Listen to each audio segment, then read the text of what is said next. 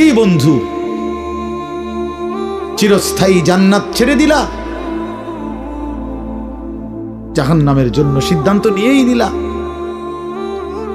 এই নারী, এই ছবি, এই উলঙ্গ দৃশ্য, এই জিনা, এই ব্যভিচার, খোদার কসম ধীরে ধীরে তোমার জাহান্নামের দিকেই নিয়ে যাবে। নুআল্লিহি মা তাওয়াল্লা ওয়া নুসলিহি জাহান্নাম। আল্লাহ বলছে, যে বান্দা আমার রাসূলের বিরুদ্ধাচরণ করবে এবং আমার ঈমানদার বান্দারা যে পথে চলে তার উল্টো পথে চলবে, আল্লাহ বলেন আমি তাকে সেই উল্টো পথেই চালাবো এবং একদিন সত্যি সত্যি আমি তারে জাহান্নামে ফেলে দেব। খোদার কসম বাপ, এটা কোরআন শরীফের আয়াত।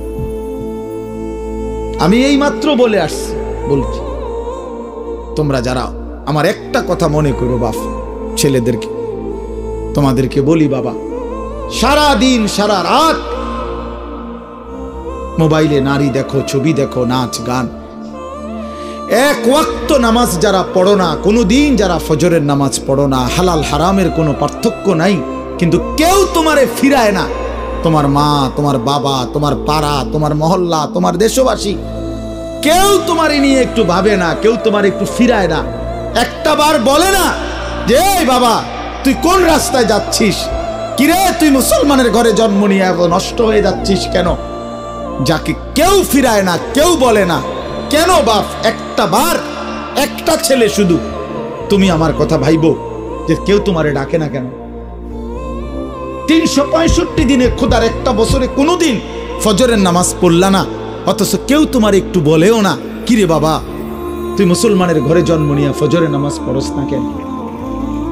সারাদিন রাত তুমি মোবাইলের মধ্যে নারী নিয়ে, ছবি নিয়ে পড়ে থাকো, কিন্তু আপন মা বাবা, আত্মীয় স্বজন, পাড়া পড়োশি কেউ তোমারে ফিরাইবার জন্য একটু ডাকেও না, বলেও না। এমন হয়ে গেল কেন তোমার জীবনটা? কেউ তোমারে বাঁচাইতে চায় না কেন? মনে রাখো বাপ, মূল কারণ একটাই, তোমার উপরে আল্লাহর লানত পড়ছে, খোদার লানত, খোদার গজব পড়ছে তোর উপরে। এই জন্য আল্লাহর লানত পড়ে যার উপরে, তার থেকে গোটা সৃষ্টি মুখ ফিরায় নেয়। এটা মুখ ফিরায় নেয়, এটা জরুরি বিষয়, মুখ ফিরিয়ে নেয়।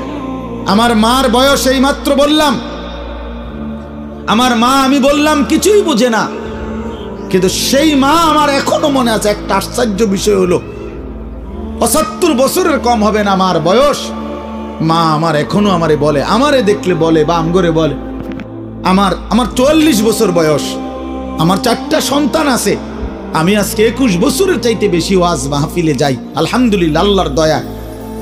কিন্তু কসম আল্লাহর, মা এখনো আমারে বলে ফুত নামাজ পড়ছো, নামাজ পড়ছো, আমারে সব সময় বলে মা ফুত চাইও, মানুষের কত আনে মাহফিলে যাও, মানুষের লোকে চাইও টাকা পয়সা লইয়া, ঝামেলা করো না। কতবার যে কইছে এই কথা, এটা মা আমারে আমার জীবনে। কিরে বেটা, আমার 75 বছরের মা তো, আমি 44 বছরের ছেলে, আমি আমারে আজও ডাকে, তোরে কেন ডাকে না? তোর উপরে কোন খোদার লানত পড়ছে বেটা? এই জন্য তো অব্যাহত ভাবে চোখের সামনে ছেলেটা চরিত্রহীন হয়ে যাচ্ছে, লম্পট হয়ে যাচ্ছে, এক ওয়াক্ত নামাজ পড়ে না, কেউ তারে ডাকে না। আহা, কেন এমন হয়ে গেল বাপ? তুমি এত বড় বঞ্চিত হইলা কেন? বলো ভাইয়া, তুমি মনে করছো তুমি সুখের সাগরে হাবুডুবু খাচ্ছ? না ভাইয়া, তুমি তো ধ্বংসের সাগরে হাবুডুবু খাচ্ছ। তুমি তো ভাবছো তুমি বড় মজায় আছো, তোমার মাথার উপরে কারো ছায়া নাই, আসলে তো তোমার উপরে খোদার লানত। এই জন্য কেউ তোমারে ফিরাইবার চাচ্ছে না। এই জন্য বিবেক থাকলে আমার এই কথা ভাইব, বিবেক থাকলে, বিবেক থাকলে ভাইব। আমি তো ধমক দিলাম, তোমারে কেউ ধমক দেয় না কেন? কেন ধমক দেয় না? তোমারে কেউ ফেরায় না কেন?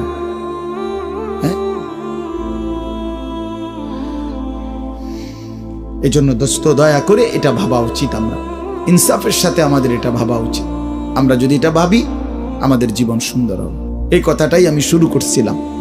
আল কাইয়িসু মান দানা নাফসাহু, নবীজি বলছেন সে বুদ্ধিমান যে নিজের হিসাব করে। ওয়া আমিলা লিমা বাদাল মাউত, এবং মৃত্যু পরবর্তীর জন্য আমল করে।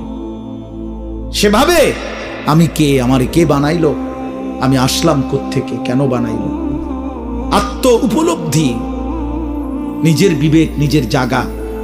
আসলে আমি কে, আমি মানুষ না জানোয়ার, এতটুকু বুঝ বুদ্ধি আকল দিমাগ যদি দোস্ত আমার না থাকে, আমি মানুষ হলাম কিভাবে, মুসলমান হলাম কিভাবে? মাসালুল লাযী ইয়াযকুরু রাব্বাহু ওয়াল্লাযী লা ইয়াযকুরু রাব্বাহু মাসালুল হাইয়্যি ওয়াল মাইয়্যিত। নবীজি বলছেন যে আল্লাহকে স্মরণ করে আর যে করে না, এই দুইজনের মধ্যে উদাহরণ হলো একজন জীবিত, একজন মৃত।